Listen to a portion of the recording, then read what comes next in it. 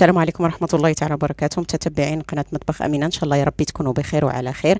اليوم بإذن الله غادي نديروا شاورما اللي غادي تكون في الفران. غادي نحط هنا واحد زوج ثلاثة ولا معلقتين أو ثلاثة ديال زيت زيتون. غادي ننزل بصل،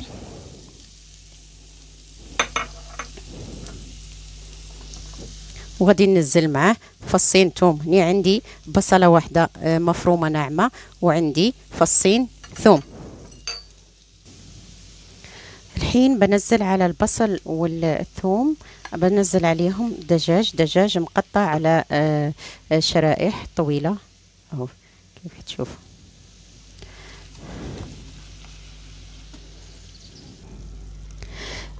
الحين بضيف هني حطيت صدرين دجاج، عندي 2 مقطعين.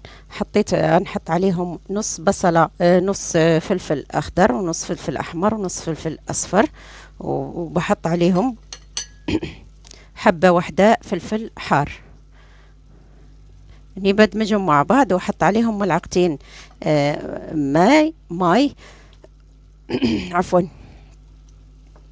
وبخليهم يستووا مع بعض. ملعقتين ماي فقط اهو تشوفوا، ملعقتين، وبغطي عليهم وبخليهم يستووا. الحين بضيف ملعقة معجون طماط، ملعقة واحدة، وبضيف بصل أخضر مفروم،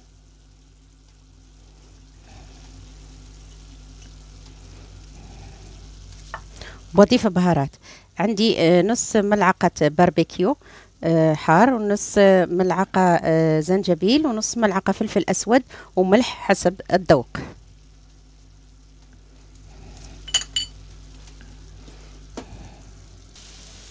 الحين بضيف ذرة،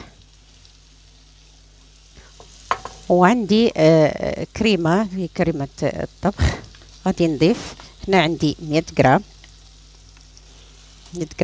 كريمة الطبخ،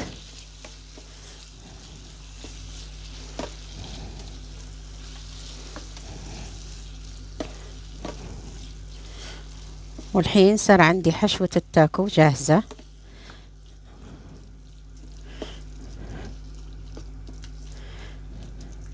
بخليها تبرد، ونكمل ان شاء الله كيف نحشيها ونحطها في الفرن. الحين بناخد صحن الفرن على هالشكل هذا، ونبدأ نحشي الخبز اللي عندنا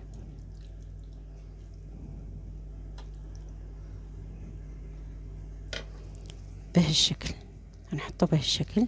طبعا بنحط عليه جبن، انا عندي جبن شيدر، جبن موتزاريلا، هنحطها بهالشكل كيف شايفين.